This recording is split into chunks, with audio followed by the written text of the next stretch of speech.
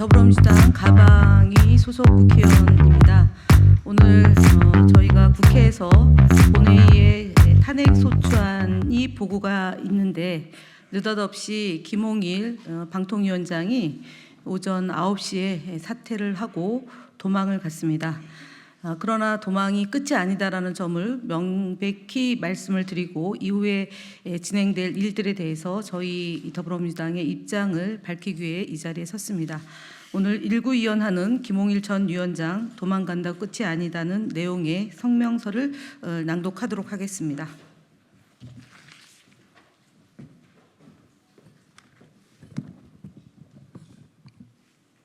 예, 광주 서구갑 조인철입니다.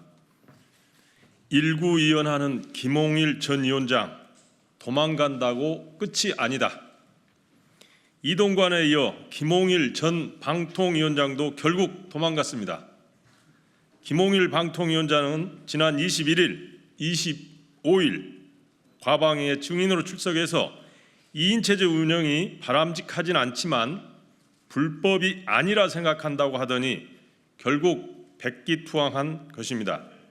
지난 27일 야 5당의 국회의원 187명은 헌법과 법률을 위배한 김홍일 위원장에 대한 탄핵 소추안을 발의했습니다. 김홍일 위원장의 탄핵 사유는 5가지입니다. 첫째, 합의제 행정기구를 자신을 포함해 대통령이 지명한 2인만으로 독임제처럼 운영해 75건의 의결을 강행하여 방송통신위원회 설치법을 위반한 것입니다. 이러한 위법행위를 허용한다면 행정독재를 허용하는 결과가 될 것입니다. 둘째, YTN의 최다액 출자자 변경을 무리하게 승인한 것은 방송법과 방송통신위원회 설치법과 행정절차법, 형법을 위배하였습니다. 셋째, 방송통신위원회는 방송통신심의위원회를 지도, 감독할 의무가 있음에도 법정 제재 남용, 표적 심의, 청부 민원 의혹 등 비정상적인 방심위 운영을 묵인하고 있어 이는 형사처벌법에 따른 직무유기입니다. 넷째, 당시 김홍일 위원장이 국회 과학기술정보방송통신위원회 회의에 불출석하였을 뿐만 아니라 국회의원들의 자료 제출 요구에도 정당한 사유 없이 거부하고 있어 헌법과 국회에서의 증언 감정 등에 관한 법률을 위배하여 국회의 기능을 무력화시켰습니다. 다섯째, 2024년까지 허가해준 TBS의 존폐 위기에 대해 방송통신위원회가 아무런 조치도 취하지 않는 것은 방송정책 주무기관으로서 소관 사무를 책임있게 수행하지 않은 직무유기입니다. 방통위 설치법 제8조는 위원장은 그 의사에 반하여 면직되지 아니한다인데 누구의 사주나 지시에 의해서 느닷없이 사퇴한 것입니까? 김홍일 전 위원장은 국회에서 위증한 겁니다. 민주당은 김홍일 전 위원장에 대해 헌법과 법률에 따라 끝까지 책임을 물을 것입니다.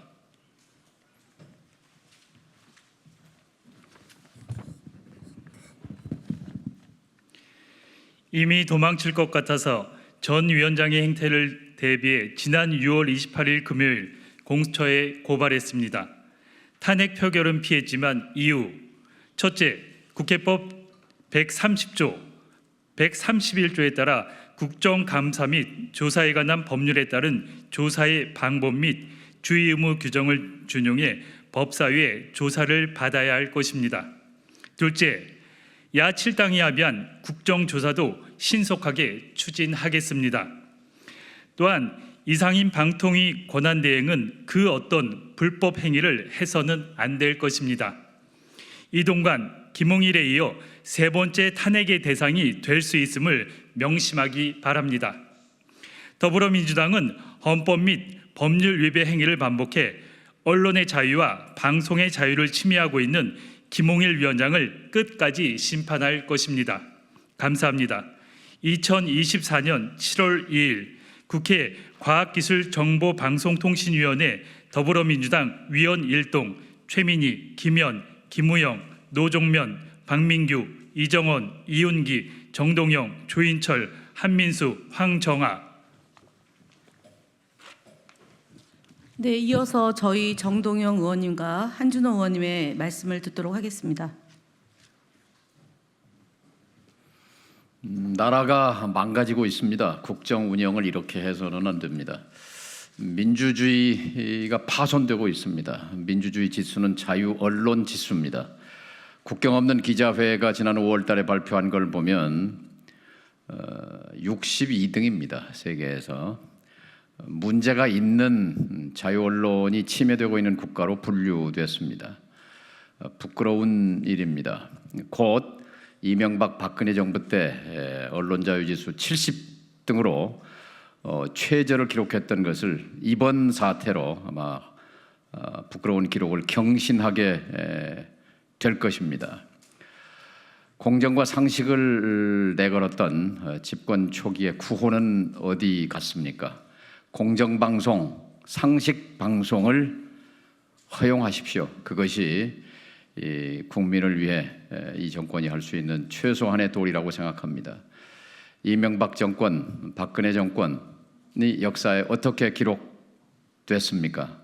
윤석열 정권 그 전철을 따라가고 있는 것이 안타깝습니다. 다시 한번 상식 회복을 촉구합니다.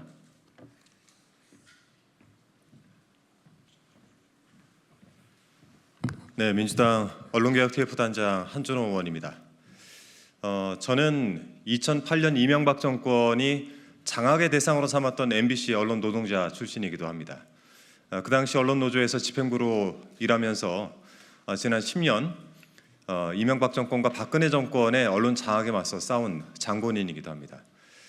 2018년 MBC를 나오면서 언론의 정상화, MBC의 정상화를 바라고 나왔는데 며칠 전 방송통신위원회의 의결 강행 처리를 저지하기 위해서 찾았던 과천에서 저희 MBC 언론노조 후배들이 그곳에 있는 것을 보고 이것이 과연 현실인가라는 생각이 들었습니다. 공영방송은 국민의 것입니다.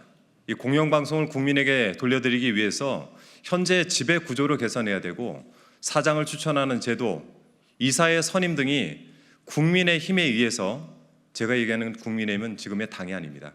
국민들의 힘에 의해서 이루어져야 되는데 이것이 지금 일부 정당, 여당의 힘에 의해서 좌지우지되는 형국입니다. 정작 여당이 이에 대해서 의견을 제대로 제시를 하지 않고 단순히 방송통신위원장의 지금도 언론 장악의 망령이라고 불리는 사람이 이름이 자꾸 불리고 있는데요. 이런 사람들을 앉혀서 MBC를 장악하고 KBS를 장악하고 또 EBS를 장악하는 일을 반복해서는 안 됩니다. 지난 2008년 국민들은 그 장면들을 10년간 목도를 했고 그로 인해서 많은 언론인들이 현직에서 물러나고 회사에서 쫓겨났습니다. 이용마 기자도 기억을 하실 겁니다. 결국 쫓겨난 상태에서 암에 걸리고 회사에 돌아오던 중 결국 생을 마감했습니다. 우리는 다시는 국민의 방송인 공영방송이 국가로부터 지배당하는 것을 보아서는 안 됩니다. 다시 한번 경고드립니다. 방송사법 통과시켜야 되고요.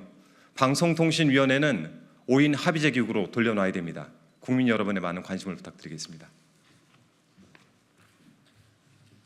네, 이상으로 과학기술정보통신위원회와 한준호 언론 TF 단장의 기자회견을 모두 마치도록 하겠습니다. 감사합니다.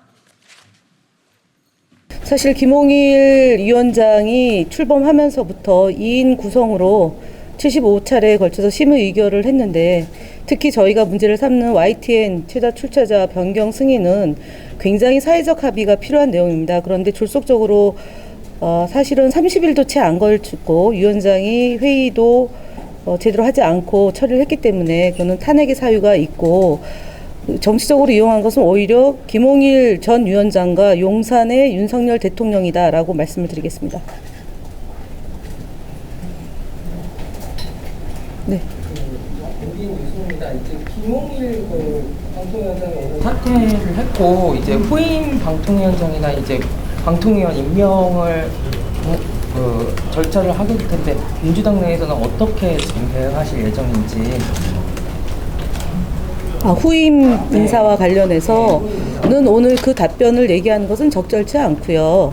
김홍일 전 위원장에 대해서 잠시 있을 본회의에서 저희가 앞서 말씀드렸던 것처럼 130조, 131조에 의거해서 법사위에 조사할 것을 의결 요청을 드릴 거고요. 국정조사를 통해서 그동안 김홍일 위원장 체제에 벌어졌던 방송 장악을 위한 진실을 규명하는 일에 저희가 총력을 기울이겠다, 이 말씀을 드리겠습니다. 혹시 또 질문 없으면 마치도록 하겠습니다. 네, 고맙습니다. 감사합니다. 네. 그 저번에는 이제 그러니까 그 이동관 전 방통위원장 이제 탄핵 소추안 하기 직전에 사퇴를 했는데 이번에도 똑같이 하게 됐잖아요. 근데 지난번에는 탄핵 소추안이 자동 폐기가 됐는데 이번에는 뭐 법사위 조사라든지 이런 식으로 좀 당시에는 법사위원장이 김도읍 위원장이었고 지금은 정청래 위원장이 달라진 지형이다, 이렇게 말씀드립니다. 국회법에 있습니다. 잠깐 여기를 눌러주세요. 구독과 좋아요를 눌러주시는 분들에게 건강과 행운 장수를 기원합니다.